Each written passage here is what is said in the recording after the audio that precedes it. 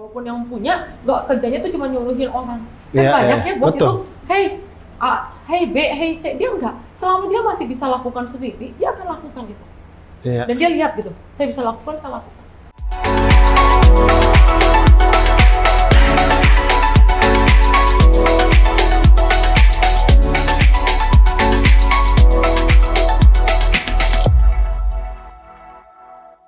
Sayang ya, walaupun saya suka makan, saya suka main, saya suka makan, saya suka jajan gitu. Kadang-kadang jadi uang dia selalu mengajarkan tabung, ditabung. Saya masih ingat punya celengan ayam yang dari tanah liat. Jadi si uang-uang itu kita selalu berlomba gitu loh untuk masukin ke celengan ayam itu. Kalau dikasih uang jajan ya, dimasukkan ke celengan ayam itu sampai ke satu angka, satu waktu bisa lihat kok orang lain itu kok investasi, kok ada toko emas yang rame, kok ada orang di toko emas itu bisa antri, bisa jual beli gitu loh. Karena memang kan daerah mainnya itu waktu saya kecil itu di Jalan Sunda ke Kosambi kan, di situ kan banyak toko-toko emas kan, jadi itu selalu melekat gitu loh. Kok kayaknya ramai sekali gitu bisnis itu. Dan beliau selalu mengajarkan ya memang investasi emas itu yang menguntungkan ya, yang bisa jadi salah satu bentuk investasi. Sehingga kalau saya ada mau gitu pengen emas, pengen beli itu, ya saya sembari nengek-nengek pengen gitu loh. Itu sehingga saya udah mengerti kata untung, kata cuan, kata profit itu mungkin di kelas 1 SD. Wah. Bayangkan 1 SD. Itu saya udah tahu yang namanya keuntungan gitu. Anak umur 7 tahun. Buat saya pelajaran di sekolah itu soal itu saya ya kurang menarik gitu loh. Tapi kalau pelajaran itu berbau yang ekonomi ya, pelajaran yang betul-betul hitungan kayak akuntansi ya, accounting, itu saya sangat menarik. Karena buat saya dagang itu adalah sesuatu kegiatan yang sangat excited. Karena kenapa sih barangnya didagangin itu bisa laku? Kenapa orang itu bisa suka? Kenapa harganya orang itu willing to pay, mau bayar? Itu cara memilih produknya itu saya sangat suka. Ya, sehingga memang kerjanya itu selalu ikut-ikut sibuk jadi panitia basar di sekolah, pengumpul dana pasar A, B, C, D, nggak tahu deh pokoknya. Pokoknya semuanya itu yang bisa related dengan kasarnya uang lah. Belakang-belakangnya itu, dia tuh betul loh, ujung-ujungnya itu uang, ujung-ujungnya tuh duit, gitu loh. Nanti di sekolah dagang lah, tali rambut, bikin ya, saya beli di pasar kain yang sisa-sisa kain pecah, nyuruh si mas-mas di toko buat ngejahitin, dimasukin ke plastik, dikasih merek loh sama saya. Wah, luar biasa dan ya. dijual ke teman-teman, dijual dan juga ke staf kantor. Walaupun jualnya kata mama saya itu mau jualnya setengah dedet, setengah maksa kan, staf sendiri. Saya suka gitu kan proses itu. Gitu. Iya. Ya, nanti jual bunga gitu, apa aja yang bisa dijual, dan itu terus konsisten loh, apa aja yang bisa dijual. Dan akhirnya karena mungkin papa mama saya nggak pernah larang ya bahwa saya mau jualan di umur sekecil itu, bahwa lu mau sekolah aja atau jangan dagang-dagang misalnya, itu nggak pernah dilarang. Sehingga saya ngerasa bahwa dengan mereka tidak melarang, mungkin ada bakat di saya untuk dagang, itu di-encouraging. Dan buat saya, orang tua men-encouraging anak untuk melakukan apa yang diminati itu penting dari usia dini. Karena anak kan butuh support ya, butuh bahwa itu di-encourage. Gitu, anak ini memang tertarik, mungkin dilihat tertarik di toko, tertarik sama barang, jadi encourage untuk melakukan itu. Sehingga kan akhirnya secara taste dan talenta saya dari waktu ke waktu itu semakin baik, semakin tajam. Iya, semakin tajam ya. Semakin tajam. Ketika saya melihat barang, apa sih yang bisa laku, itu semakin baik gitu, dari waktu ke waktu. Luar biasa, jiwa entrepreneurnya dari kecil udah ada ya, Ci? Udah ada entrepreneur, mungkin lebih ke bisnis, ke dagangnya itu ya. Dagangnya itu. Dan saya percaya bahwa itu, kadang-kadang orang mempertanyakan, dagang itu dipelajari atau born with it? Born with in ya. Lahir dengan memang ada talenta itu. Tapi saya percaya loh bahwa talenta itu memang ada. Iya. Mungkin secara genetik, ya, secara jiwa dagangnya itu memang sangat terasa sih. Kalau ditanya sama orang, cita-citanya apa sih? Cita-citanya apa, Ci? Teman-teman saya kan dokter, guru, kebanyakan zaman itu insinyur ya, zaman saya enggak, saya selalu bilang saya mau dagang. Nggak ada yang lain. Luar biasa. Nggak ada yang lain, saya fakultas sekolah juga bisnis. Nggak ada di kepala saya, mungkin sampai hari ini saya mau berganti profesi gitu menjadi misalnya artis, memenuhi art ya, bidang art seni. Artis bisa kayaknya sih. Gitu loh. Atau saya melakukan di luar dagang gitu, nggak kepikir untuk Iya. saya pribadi, misalnya masak, kan Iya. banyak ya orang Iya, yang juga iya. sukses di masak, Iya, iya. banyak juga mungkin sukses di manufacture, bikin suatu Iya. produk, Iya. itu enggak. Tapi saya sangat suka kalau Luar biasa masalah lah. dagang itu loh, urusan dagang itu ya sampai hari ini saya hampir 50 ya, Iya. seumur hidup aja berpikir gimana caranya cuan dengan cara dagang. Wah, the real saleswoman. Ciana. Saleswoman. Iya, dari- Kayak Ci- MLM ya. Iya. Tapi Cici ini luar biasa kan, toko tuh dari 1 sekarang bisa ada hampir 400 ya, Ci? Ya secara grup yang 400 Secara lebih ya. 400 tuh Secara maksudnya tiap tahun tuh lipatannya berapa, Ci? Kalau boleh tahu bisa. Sebenarnya nggak ada kepastian tiap tahunnya kita harus jual berapa. Memang itu berdasarkan. Tapi di target nggak harus Ada buka lah, toko mungkin berapa? minimum ada perkembangan. Tapi di luar, contoh yang agak beda itu ketika saat COVID itu kan setiap orang melakukan efisiensi ya, setiap orang memang betul-betul tiarap, betul-betul tidak melakukan pengembangan. Tapi setelah COVID lewat ya kita juga melakukan pengembangan lagi, cari tempat-tempat yang baik gitu loh untuk bisa pengembangan. Tapi memang secara pengembangan toko sangat tergantung dari kondisi ekonomi secara global maupun secara lokal. Kalau di tahun 2025 ini kan kondisi ekonomi lagi cukup gonjang-ganjing ya. Betul. Sangat selektif. Nah itu kalau boleh tahu strateginya grup Jogja dan Ciana sendiri gimana, Ci? Pengembangan sangat selektif, hanya lokasi-lokasi yang super bagus yang kita akan pilih untuk menjadikan investasi kami.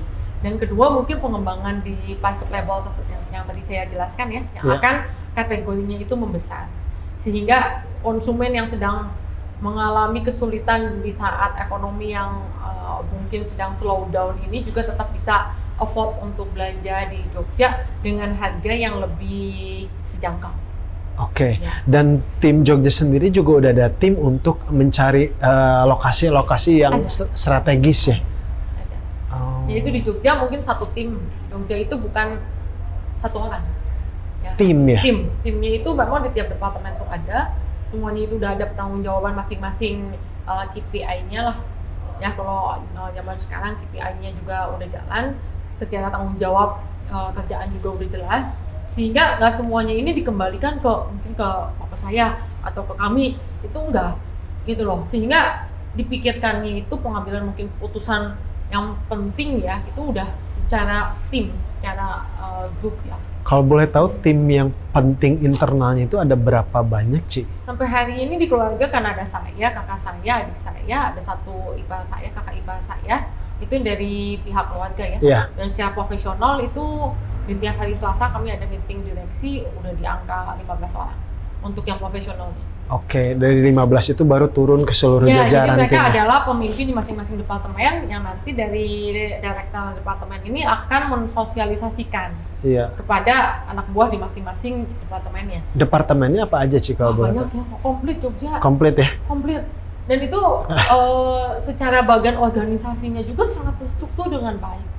Itu yang desainnya Papi Cici dan konsultan awalnya itu? Mungkin papa saya, tapi setelah itu kan ada Pak Susanto Wibowo dan Pak Susanto dibantu oleh Pak Iwan. Memang pengembangan organisasinya itu sesuai dengan kebutuhan dan kondisi pengembangan yang ada. Wah. Jadi mungkin secara bisnisnya itu kita dibagi menjadi bisnis supermarket, secara bisnisnya departemen supermarket, departemen fashion, departemen F&B, F&B, dan satu lagi ada departemen untuk food court. Ya itu mungkin secara besar pembagian dari bisnisnya sendiri. Tapi untuk support sistem kami itu ada dari IT, finance, legal, data analysis. Dari human resources, ya itu betul-betul udah proper, betul-betul dibuat secara profesional. Luar biasa. Jadi para owner udah bisa pensiun dengan nyaman ya, Ci, atau karena tujuannya bisnisnya memang jangka panjang. Ya, jangka panjang dan bisa di estate planning kan untuk generasi berikutnya. Dan bisnis ini tidak banyak sekali apalagi di Bandung mungkin secara khususnya. Bisnis itu hilang ketika foundernya itu mungkin meninggal atau nggak ada, sehingga untuk diteruskan dengan generasi berikutnya bahkan profesional pun sulit. Dan itu sebenarnya yang beliau nggak mau gitu, dihindari. Jadi sayang dong udah dibangun susah-susah selama 43 tahun, Iya, masa saya yang nggak ada, ini bisnisnya ikut nggak ada. Jadi kalau Jogja para ownernya kemana juga bisnis akan tetap Bisnisnya berjalan. dengan biasa. Luar biasa, luar biasa. Itu dipikirin sama beliau dari awal ngebangun Jogja atau ada tahap-tahap tertentu? Beliau itu nggak ada yang namanya ke kantor di tiap hari kayak orang lain itu dari jam 8 pagi sampai jam 5, nggak ada. Berarti ini Beliau benar. itu ke kantor mungkin hanya 1 minggu 2 kali. Dari zaman muda ya, mungkin dari zaman seumur saya, itu bukan yang everyday. Beliau itu suka ke toko, hobi ke toko. Dia tokonya dia, maupun toko orang lain itu adalah hobi. Nanti di toko lihat-lihat mana yang nggak beres, ya kasih himbauan lah ya, ngobrol sama kepala toko atau bagian yang berkaitan. Beliau kasih contoh. Saya masih ingat satu contoh dari beliau ketika waktu saya masih kecil SD itu, tinggalnya kan di Jalan Sunda. Ya. Ketika itu mungkin secara format toko yang memiliki food court itu hanya salah satunya toko Jogja di Jalan Sunda. Ya. Food courtnya itu banyak isi tenan-tenan makanan yang memang terkenal lah, yang memang laku. Kalau ketika itu rame-ramenya, lagi rame sekali gitu loh. Orang kan tunggu tuh, lagi mau nunggu meja karena antri gitu. Saya ngikutin beliau itu memang hobi saya. Beliau orang yang sangat rapi. Beliau mungkin orang Bandung yang setiap hari kalau ke toko atau ke kantor itu pakai dasi. Wah, Zaman itu harus selalu dicontoh ya. menggunakan tangan panjang, kemeja putih, menggunakan dasi, popper, menggunakan celana kerja dan sepatu kerja. Zaman itu, di zaman itu tidak ada orang Bandung yang menggunakan dasi, kecuali mungkin orang Bang. Kalau di Jakarta bos-bos masih banyak ya. Kalau di Masih ada. Bandung tuh kayak celana pendek. Kalau di Bandung kan sangat rileks ya kotanya, tapi beliau udah popper, menggunakan itu dan ke toko itu menggunakan baju, membawa kesan memang organisasi yang popper. Jogja itu Profesional. company profesional yang popper. Dan dia mencontohkan itu dari busananya juga. Nah, Luar ketika biasa. toko lagi rame nih, ya lagi rame, orang antri udah mulai chaotic, dia gulung tangannya, dia sing-singkan dan dia lap Iya. semua meja itu. Wah, Untuk cepet gitu loh. Dan dia memberikan contoh contoh ya. gitu. Selalu memberikan itu contoh dan contoh. Iya, iya. Ya, nggak ada segan-segannya gitu loh. Walaupun yang punya, nggak kerjanya tuh cuma nyuruhin orang. Kan Iya, banyaknya iya. bos Betul. itu, hey A, hey B, hey C, dia enggak. Selama dia masih bisa lakukan sendiri, dia akan lakukan itu. Iya, Dan dia lihat gitu, saya bisa lakukan, saya lakukan.